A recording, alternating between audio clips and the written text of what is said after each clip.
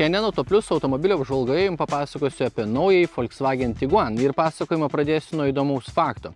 Ar žinot, iš kur atsirado pavadinimas Tiguan? Jis susideda iš dviejų gyvūnų, tai yra tigro ir iguanos, o to įrodymą galima rasti ant automobilio galinių langų.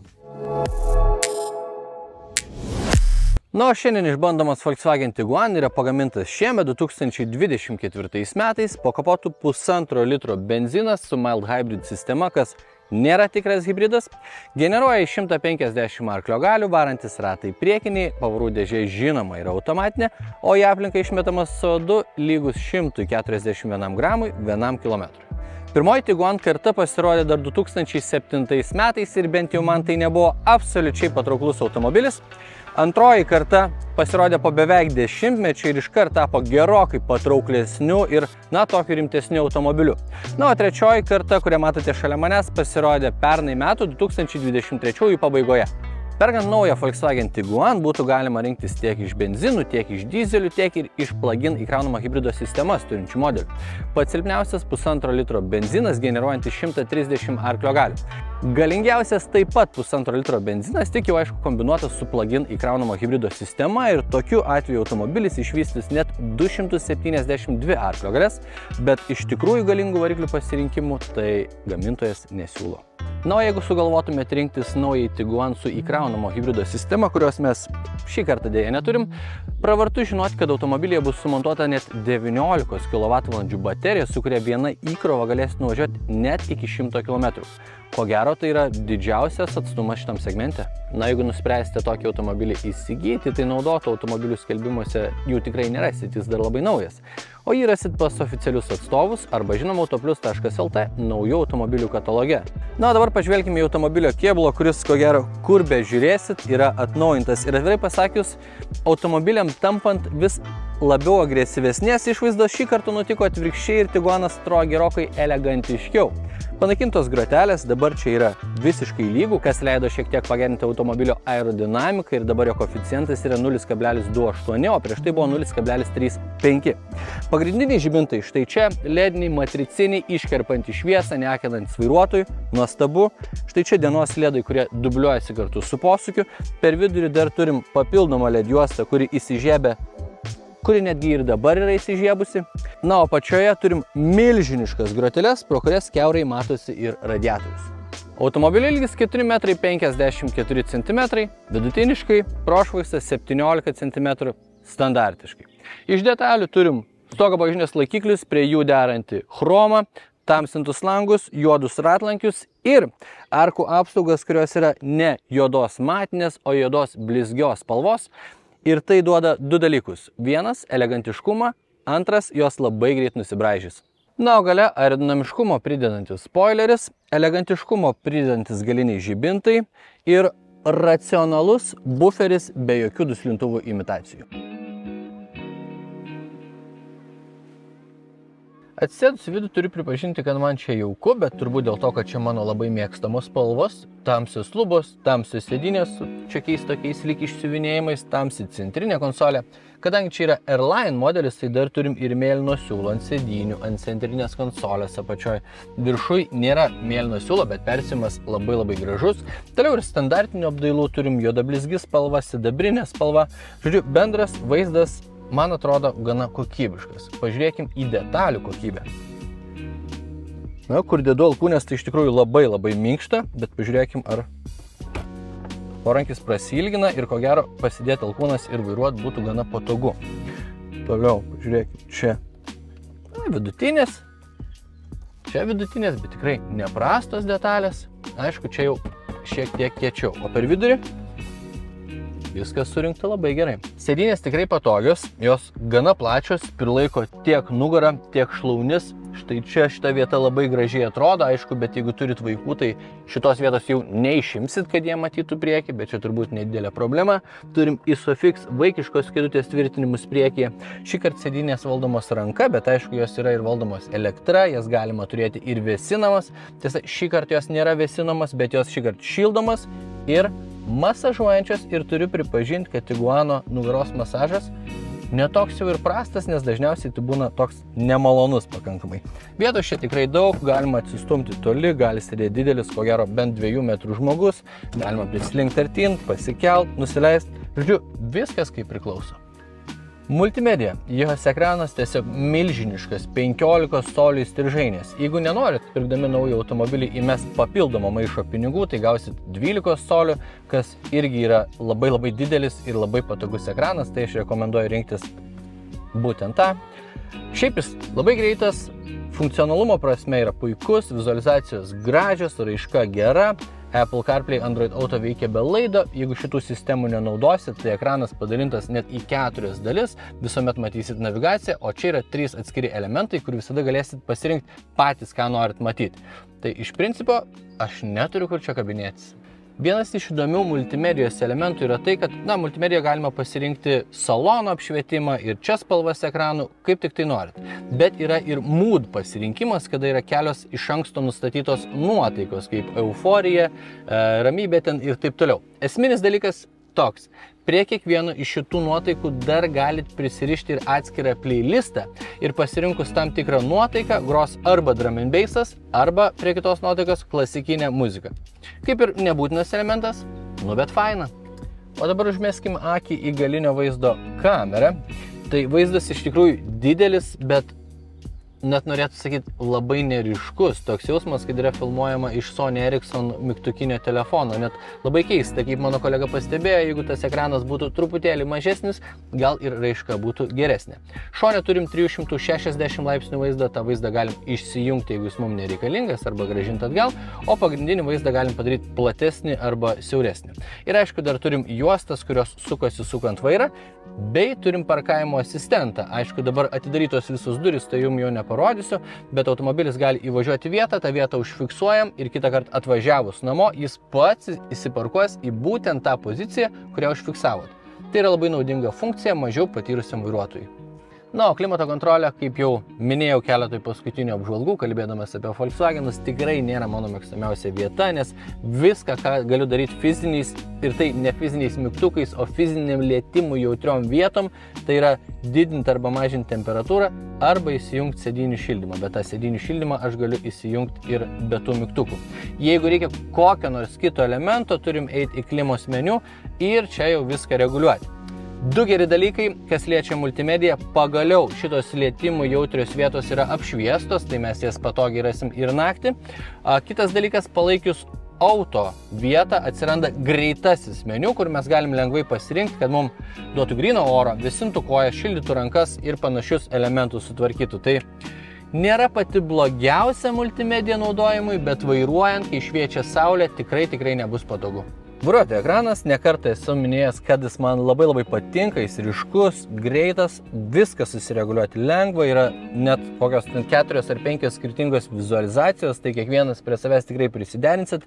Kiekvienoje pusėje galima nesudėtingai nusistatyti, kokius norim matyti rodmenis ir, nežinau, čia yra dar vienas elementas automobilyje, prie kurio aš negaliu prisikabinti ir ko gero vienas geriausių ekranų, kas liečia ekonominės klasės automobilius.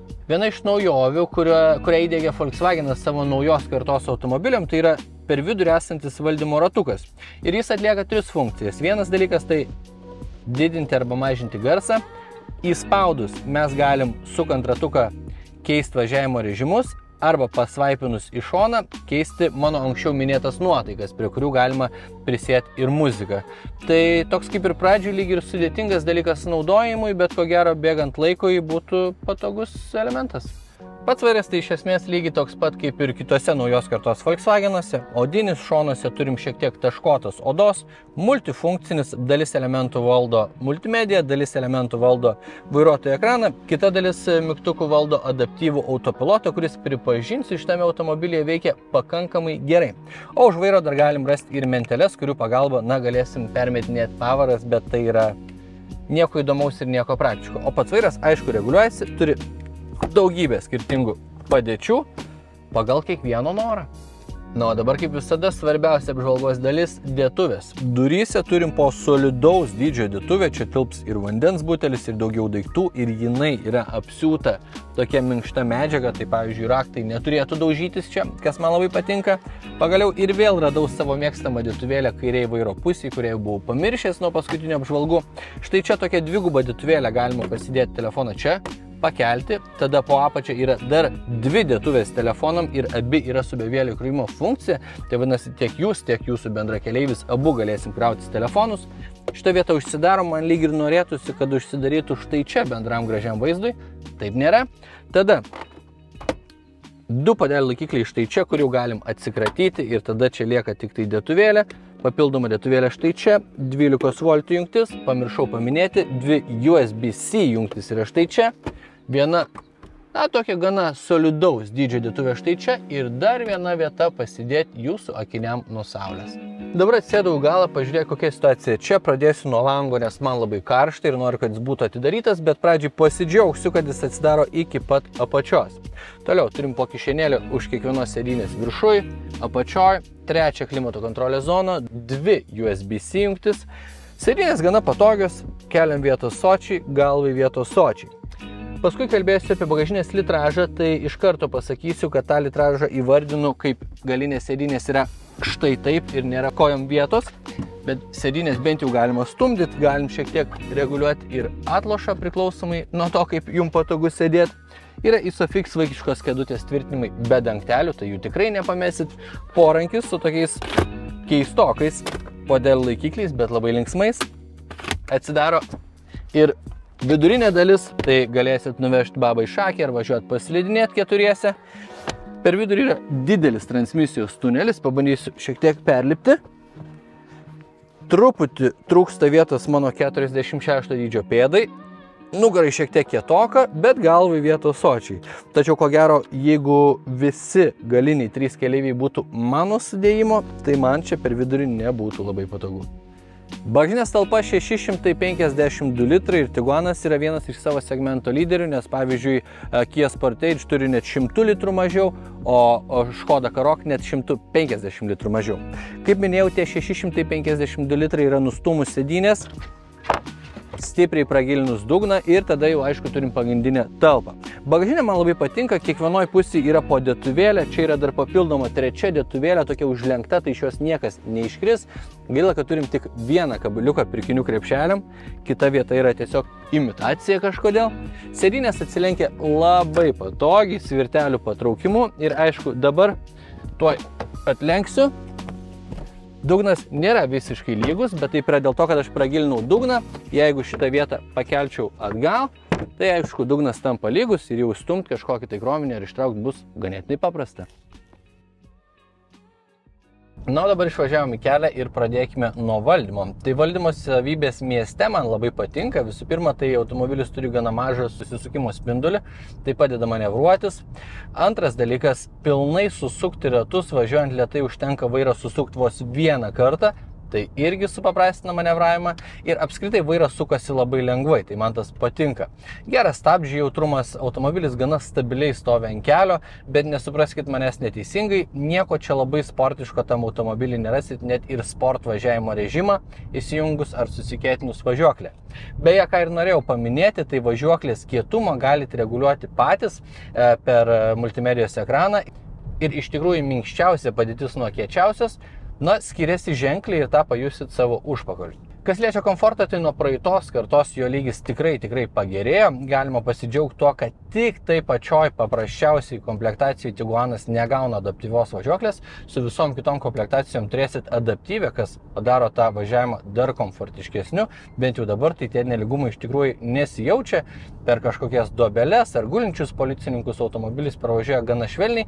Aišku, jeigu pasirinksit atitinkamą greitį. Pavarų dėžė, su kokia važiuoja, yra automatinė, daug kartų apkalbėta DSG, turi 7 pavaras ir man jį labai patinka ir viskas su ja gerai, gal tik išskyrus tą starto momentą, prie kurio turbūt priprasit prie to nedidelio lago, o vienas geriausių dėžės elementų yra tas, kad eksploatuojant automobilį, ji po truputėlį iš jūsų mokosi ir bando prisitaikyti prie ją vairuojančio vairuotojo. Tai kas yra gerai, tai bėga dienos, savaitės, mėnesiai ir ta dėžė po truputėlį tampa vis malonesnė ir malonesnė. Kas liečia sąnaudos, tai štai toks 1,5 litro darbinio turio benzino su mild hybrid sistema ima mieste maždaug 7,5 litro. Užmiesti, turbūt apie 6 su trupučiu litro.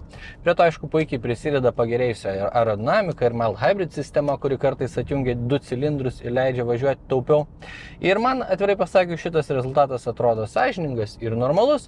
Jeigu norit važiuoti dar taupiau, tai galite rinktis dizelinį modelį, tada ko gero gal apie kokį litrą ir sutaupysit. Arba aišku, galite rinktis plug-in įkraunamą hybridą, jeigu turit pigią arba nemokamą elektrą, kai saulė šviečia, tai važiuosit dar pigiau, bet aišku, svarbu įvertinti ir tai, kad už įkraunamą hybridą iš karto jūs sumokėsite didesnę sumą, tai klausimas, ar tai atsipirks, jau reikia skaičiuoti savo ridą. Kalbant apie matomumą, tai priekyje viskas labai gerai, kadangi čia yra SUV-as, tai sėdžiu gana aukštai, matau virš priekyje važiuojančių automobilių, tai labai pravartu ypatingai prie sankryžų.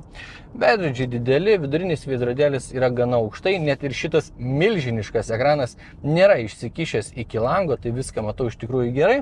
Vaizdas per galinį langą, gal truputėlį trukdo galinių sėdinių atlošai, bet jos dar kažkiek galėčiau nuleisti, tai vaizdas pagerėtų. O galinis statramstis jau storokas, bet čia turbūt vienintelė vieta, kuris sukurs nematomumo zoną.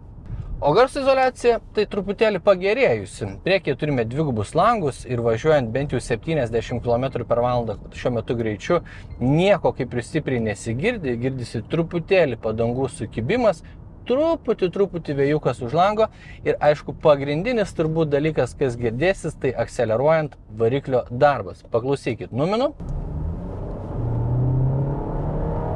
Ir jausmas lyg kažkoks nedidelis žvėrelis tiesiog būtų žudomos po kapotu šiuo metu. Bet principe situacija tikrai geresnė negu praeito karto.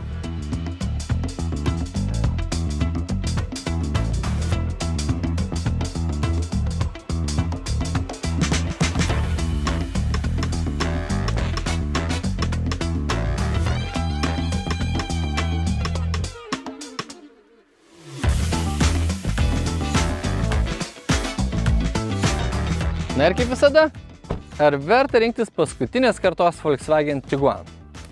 Manau, kad taip. Automobilis komfortiškai važiuoja, atrodo stilingai ir turi daug vietos viduje.